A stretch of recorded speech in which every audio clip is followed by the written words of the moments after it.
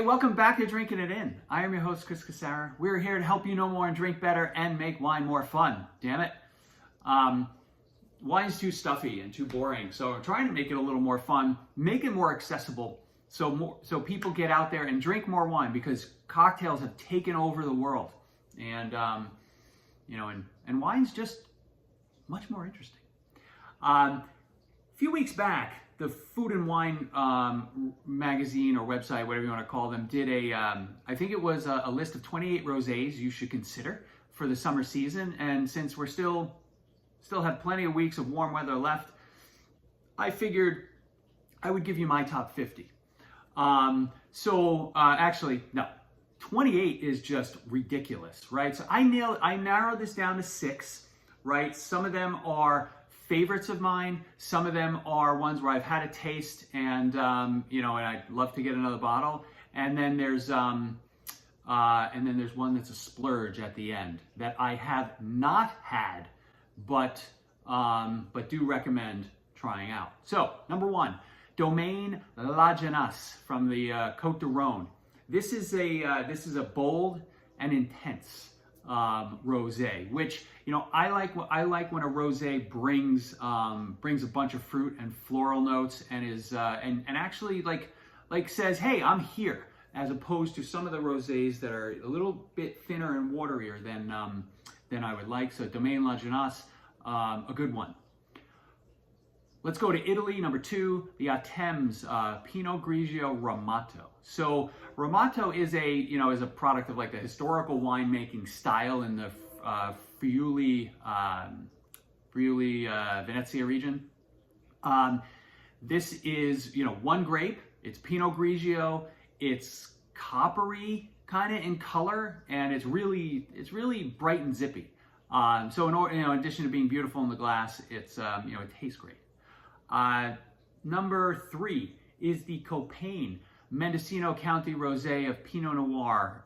You just might have seen that referenced in the last video, because it was featured in the Generous Pour. I'm a big fan of Copain's wines. I've had their Tous Ensemble reds a number of times, right? And this rosé is it's a really beautiful rosé, passion fruity, tropical in nature. I also got like a touch of mint that came in at some point during the drinking experience. So that is just, that's always a bonus. So that's another winner.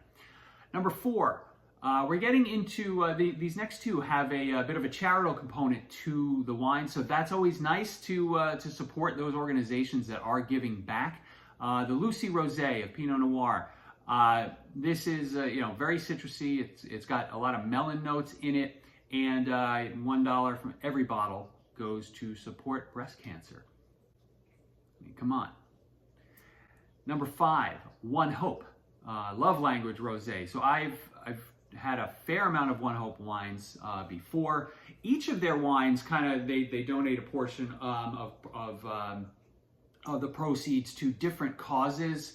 The rosé, the Love Language Rosé, they've done something, I guess, a little different over the last, or since I last logged on to their website. Is 10% of your proceeds go to the charity of your choice, right? They give you some options if you don't have one readily available. This one's is full of raspberries. And I know that when I hear rosé and a nice fruity raspberry type rosé, I'm gonna want to just eat some potato chips with it. I mean, let's be honest. Last but not least is number 6 is the Splurge. That is the Domaine Tempier Bandol Rosé. Now, this rosé is over $50, right? So it is truly a splurge. It's a splurge from a regular wine bottle of wine perspective, but especially from a rosé where most of them are between $10 and $25. But the wines from the Bandol region are 100% Mourvèdre, and this rosé is no different. According to the tasting notes I have read, because I've never tasted this before, I've had the Domaine Tempier red wine several times. I think I have one more bottle upstairs. We should raid the cellar. But this is like, it's rose petals, candied citrus, combination of flavors. And, it sounds like there's a lot happening in the glass. So, if you want to treat yourself, you should get out there and splurge on that. Those are my recommendations for 5 rosés for the summer, for the rest of the summer, and into September, right? September is still pretty hot, at least where I am in Rhode Island.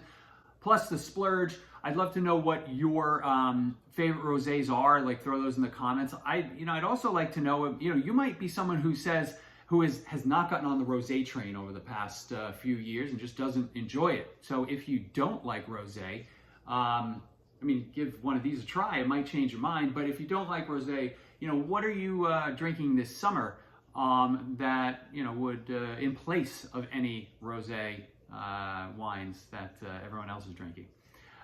Thanks again for all the love. I appreciate the activity. I appreciate the likes and subscribes, and we'll see you again soon.